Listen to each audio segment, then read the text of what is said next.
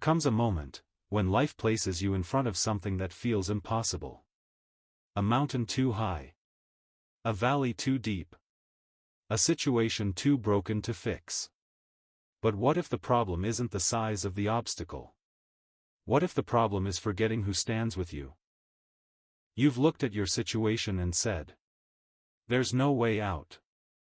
Doors are closed, opportunities gone, strength fading." But listen to what God says. Open book. Jesus looked at them and said, "With man this is impossible, but with God all things are possible." Matthew 19 verse 26. What you call impossible, God calls an opportunity. Maybe you feel like you're drowning. Waves crashing, pressure rising, no help in sight. But God never said you wouldn't face storms. He said you wouldn't face them alone. Open book. When you pass through the waters, I will be with you. When you walk through the fire, you shall not be burned. Isaiah 43 verse 2. The storm doesn't define your end. His presence does.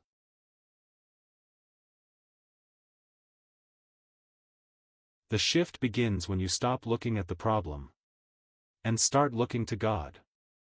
When you pray, you are not speaking into emptiness. You are calling on the one who created everything.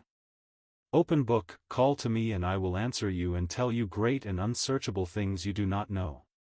Jeremiah 33 verse 3. Prayer is where impossibility begins to break. God moves in ways you cannot predict. He opens doors no man can shut. He makes a way where there is no way. Open book. Behold, I am the Lord, the God of all flesh. Is anything too hard for me? Jeremiah 32 verse 27. Nothing is too broken, too late, or too far gone for him. What once blocked you, God turns into a pathway. The same place that made you doubt becomes the place where you witness his power. Open book. Trust in the Lord with all your heart and lean not on your own understanding.